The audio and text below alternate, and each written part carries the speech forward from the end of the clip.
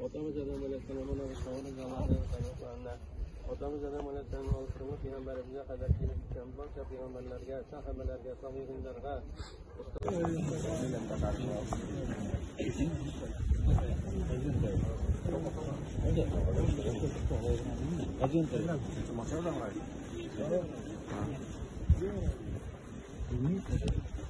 таких как он, только единицы. Он настоящая легенда.